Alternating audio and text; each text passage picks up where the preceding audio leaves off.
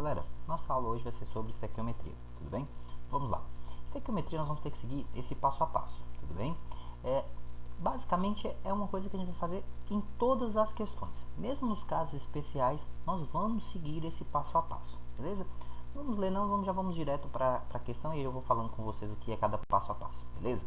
Olha só, nós temos uma questão aqui, ó. A emissão de dióxido de carbono, CO2, por veículos são dependentes da constituição de cada tipo de combustível. Sabe-se que é possível determinar a quantidade emitida de CO2 a partir das massas molares do carbono e do oxigênio, iguais a 12 e 16 gramas por mol, respectivamente.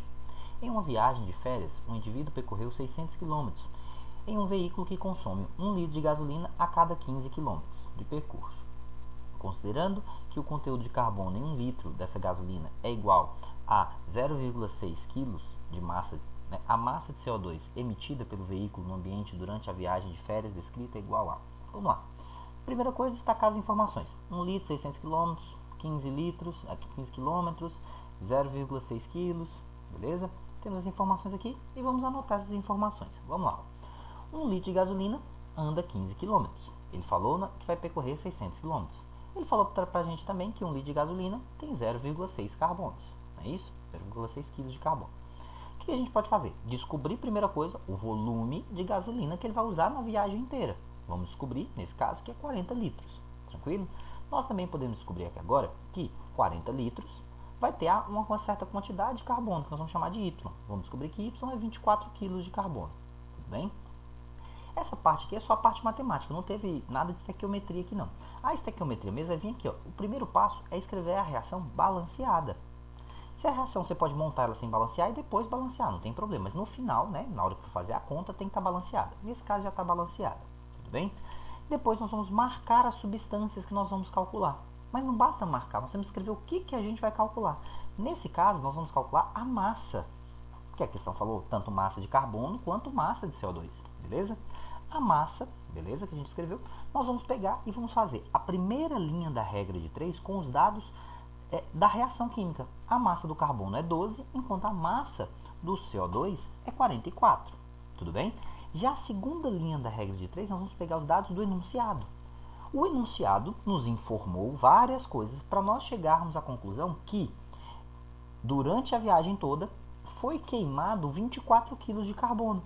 Então, nós vamos colocar aqui, ó, 24 kg de carbono vai produzir uma massa M de gás carbônico. E vamos descobrir que M é igual a 88 kg. Pronto, é assim que a gente vai fazer.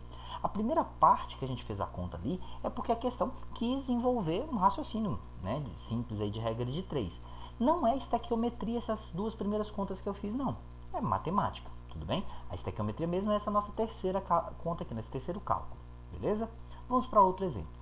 Nesse exemplo aqui, nós vamos trabalhar um caso em que nós temos um caso especial, que é o que a gente chama de reação consecutivas. O que é isso? Basicamente, nós vamos ter uma etapa a mais, que é achar o que a gente chama de reação global. Por quê? Porque dentro de reações consecutivas nós temos mais de uma reação. E como que a gente faz isso? Vamos pegar o caso aqui para a gente ver primeiro. Olha só, ácido sulfúrico pode ser obtido industrialmente pela reação de distulação da pirita, tratamento térmico vigoroso na presença de corrente de ar. Segundo as equações. Deu duas equações aqui, tá vendo? Nós não temos uma só, nós temos duas equações. Considerando um rendimento de 100%, qual a quantidade necessária de pirita para produzir 98 toneladas de H2SO4? Beleza? O que a gente vai fazer aqui, gente? Vamos pegar e vamos, primeira coisa, achar a reação global. Reação global, nós temos que copiar as reações que tem. Nesse caso, são só duas. Só que para acharmos a global, nós temos que achar a substância que é comum às duas ou mais reações. Nesse caso, é o SO2. Já achamos a substância. Só que o nosso próximo passo é igualar a quantidade. Então, você pode pegar a equação de cima toda e dividir por 4, ou pegar a de baixo, a segunda, e multiplicar por 4, que é o que a gente vai fazer que é mais fácil. Beleza? Então, agora a quantidade está igual. Só que você tem que lembrar, se você for multiplicar ou dividir, você tem que fazer isso com a reação toda, não é só com a substância não, tudo bem? Já achamos aqui. Próximo passo nosso é cortar quem estiver no produto e no reagente com a mesma quantidade, beleza? Cortamos aqui no caso o SO2. O que mais que a gente vai fazer? Nós vamos pegar e agora vamos colocar quem está no reagente como reagente e quem está no produto como produto. Só que para facilitar a nossa vida, aqui o oxigênio na primeira equação está 11 meios. Para ficar mais fácil, nós vamos colocar 5,5. São números equivalentes, tudo bem? O que a gente vai fazer? O FeS2 está no reagente. Nós temos O2 duas vezes aí, um de 5,5 e um de 2, vai dar 7,5. Nós temos a água, que está no reagente também. Temos o Fe2O3, que está no produto, e temos H2SO4, que está no produto. Pronto, achamos a reação global. A partir da reação global agora, nós vamos ver o que a reação quer. Presta atenção, essa questão do enunciado dela não é tão grande assim não, mas geralmente quando você vai pegar uma questão que tem enunciados muito grandes, ou que você já fez um monte de conta, você vai voltar no enunciado, para você saber exatamente o que a questão quer, resume isso no mínimo de palavras possível. No caso, essa questão, resumidamente, o que ela quer? Massa, pirita e ácido sulfúrico. Ele quer que a gente faça uma relação entre isso. Relação massa, pirita e ácido sulfúrico. Então, nós temos a reação aqui, tudo bem? O que a gente vai fazer? Marcar a substância, que é o ácido sulfúrico. Ah, mas e quem é a pirita? Ele não me falou. H2O é água. O2 é gás oxigênio. Como no enunciado fala que a pirita vai reagir, só pode ser reagente. Então, ou é água, ou é O2, que não, a gente sabe que não é, então só pode ser quem? FeS2. Pronto, FeS2 é a pirita. E você não precisava saber previamente. Lógico, quanto mais informações você tiver, melhor. Mas dava para saber, identificar quem era a pirita mesmo sem saber. Tudo bem? O que a gente quer saber nesses dois casos que a gente marcou? Massa. Então, vamos calcular aqui massa. A massa do ferro é 56. A massa do enxofre é 32. Vamos pegar, multiplicar o ferro por 1, enxofre por 2, tudo bem? E o resultado final nós vamos pegar e multiplicar por 2. No caso do ácido sulfúrico, nós vamos pegar lá a massa do hidrogênio é 1, vamos multiplicar por 2. Vamos pegar a massa do enxofre, que é 32, multiplicar por 1. E a massa do oxigênio, que é 16, e multiplicar por 4. Ao final, nós multiplicamos esse valor todo por 4. E aqui, eu estou escrevendo de formas diferentes para você ver. Presta atenção, o resultado da massa do FeS2 dá 120. Então, você poderia escrever 240 ou 2 vezes 120. Do jeito que você achar mais fácil. Da mesma forma que a massa do H2SO4 é 98. Como a gente vai multiplicar por 4, você podia escrever 4 vezes 98, como a gente colocou aqui, tudo bem? Ou poderia escrever 392, da forma que você achar mais fácil. Beleza?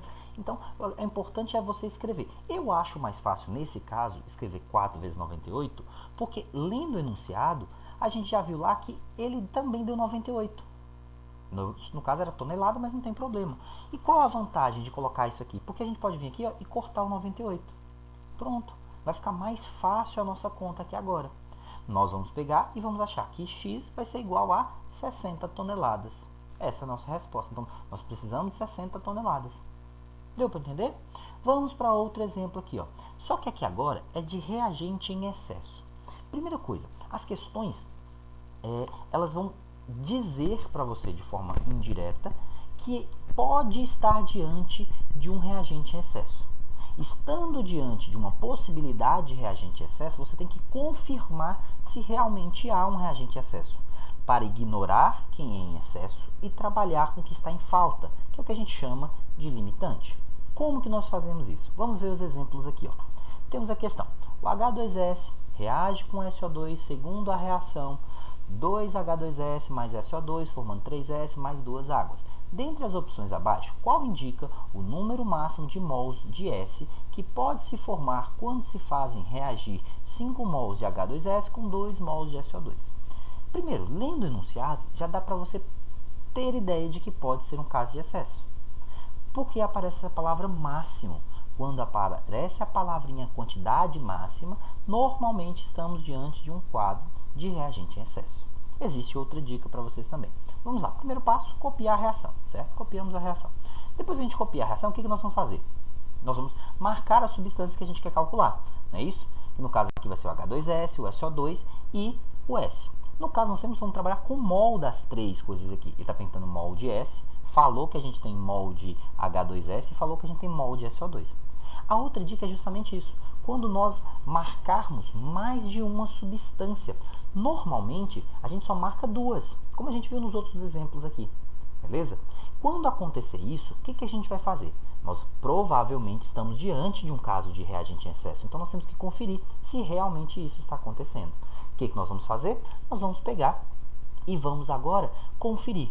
Como que a gente faz isso? Nós vamos calcular o que a gente precisa, baseado nos reagentes, já que os reagentes é que podem estar em excesso, o produto nunca vai estar. Então, nos reagentes, nós temos 2H2S para 1SO2.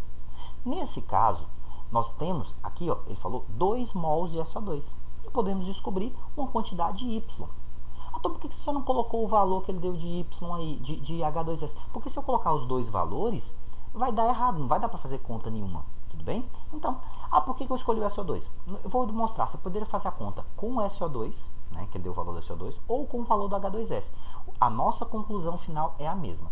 Nós vamos descobrir que Y, no caso, vai ser igual a 4 mols de H2S. A questão falou que tem 5 mols. Então, logo nós chegamos à conclusão que sobra H2S. H2S é excesso e falta SO2. Então, o SO2 é o nosso reagente limitante. Então, nós vamos pegar lá e vamos marcar todo mundo, né? Vamos marcar aqui todo mundo e vamos fazer a conta nossa com quem? Vamos ignorar, né? Nós podemos ignorar quem é o limitante. Mas nós poderíamos fazer outra coisa, né? O que a gente poderia fazer aqui, ó? Podemos seguir exatamente o mesmo processo. Só que na hora de fazer a conta, ao invés de colocarmos 2 para o SO2, colocar os 5 para o H2S. Dessa forma, nós íamos chegar à conclusão que nós teríamos o quê? 2,5 mols, nós iríamos precisar de 2,5 mols de SO2. Porém, o enunciado falou que nós só temos 2 mols. Logo, falta SO2. Então, o SO2 é o limitante. E sobra H2S, que o H2S é o excesso. Então, qualquer uma das contas que você fizesse aqui, você iria ter noção de que o H2S era o excesso e o SO2 era o limitante. O que a gente faz? Ignoramos quem está em excesso e vamos trabalhar com quem está em falta. Pelo enunciado, nós já copiamos a reação, já marcamos a substância, colocando mol para todo mundo. Porém, nós vamos ignorar H2S, porque ele é excesso. Nós trabalhamos só com quem é limitante. Então, nós vamos seguir o passo ignorando o H2S. O que a gente faz aqui? Ó? Nós temos 1 mol de SO2 para 3 mols de S. Como a questão falou que nós temos 2 mols de SO2, nós teremos Z de enxofre. Vamos descobrir que Z é igual a 6 mols. Tudo bem? É assim que a gente faz aqui o passo a passo. Tudo bem? O próximo caso nosso é quando o índice de pureza ou de rendimento for diferente de 100%. Porque tem muitas questões que assim, é igual a 100%. Quando fala que é igual a 100%, não muda nada. É o normal de trabalharmos com 100%. O que vai mudar é quando a questão for diferente de 100%. E aí, nesses casos, nós vamos fazer o quê? Vamos calcular normalmente o nosso passo a passo. E ao final é que nós vamos fazer uma conta lá. Tem gente que fala, quando é pureza faz antes, quando é rendimento faz depois. Eu prefiro fazer a conta, independente do que seja, pureza ou rendimento, para não ficar, cada hora faz um jeito. Faz a conta normal e ao final a gente tira a pureza ou o rendimento. Beleza? Vamos ver aqui um exemplo. Temos aqui, o ácido sulfúrico de larga utilização é fator determinante do índice de desenvolvimento de um país. É obtido pela reação de SO3 mais água formando H2SO4. Reagimos 160 gramas de trióxido de enxofre, SO3, com água em excesso e em condições necessárias. Qual a massa de ácido sulfúrico obtida nessa reação que tem rendimento igual a 75%? Tá vendo aqui, 75%. O que a gente vai fazer? Por enquanto nada, vamos deixar isso para depois. Primeiro passo, copiar a reação. Segundo passo, marcar a substância que a gente vai colocar, escrevendo o que a gente quer. No caso, ele falou SO3 e H2SO4, não foi isso? E ele falou massa. A massa do SO3 é 80 gramas, a massa do H2SO4 é 98 gramas. Tudo bem? O que nós vamos fazer aqui? Ele forneceu para a gente 160 gramas. 160 gramas está para Y. Nesse caso, vamos dizer que Y vai ser igual a 196. Tudo bem? Só que 196 seria esse valor se fosse 100% de rendimento. Mas não é 100% de rendimento. O rendimento é de 75%. Logo, nós teremos um valor que vai ser igual a 147 gramas. Pronto. O que a gente fez? Nós só fizemos uma conta a mais. Nós calculamos como seria. Porque seria esse valor que a gente achou se for 100%. Mas como não é, a gente acha 75%, que no caso foi 147%. Tudo bem?